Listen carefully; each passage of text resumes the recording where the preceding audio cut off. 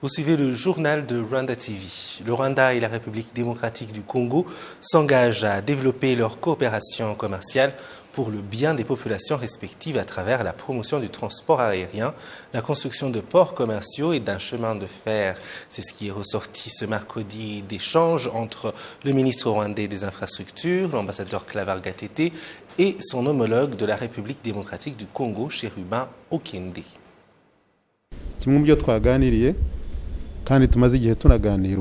Dans nos échanges, nous avons évoqué la construction du chemin de fer depuis la Tanzanie et reliant le Rwanda à la République démocratique du Congo. Il y va relier Goma, Masisi, Walikale et enfin Kindu comme dernière destination. C'est ce que nous voulons et c'est un projet qui est pour nous d'une grande importance. Nous travaillons aussi étroitement sur les accords de transport aérien. Notre société dessert Kinshasa, Lubumbashi et Goma. Nous souhaitons étendre nos vols sur d'autres destinations, y compris Kisangani. Et le ministre des Transports en RDC, Cherubin Okende, indique que son pays accorde une grande importance aux échanges accrus entre les deux pays frères.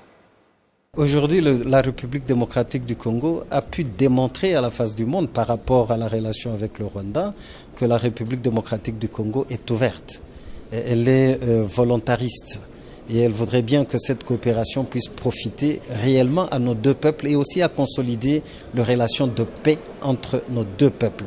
Donc la balle est plutôt dans le camp du Rwanda parce que j'avais annoncé que très bientôt nous allons aussi solliciter par le principe de la réciprocité l'ouverture de certaines lignes en faveur des compagnies aériennes opérant en République démocratique du Congo sur le Rwanda. Pourquoi pas interlier aussi Kinshasa à Kigali, Lubumbashi à Kigali, mais cette fois-là en faisant exploiter par une compagnie congolaise.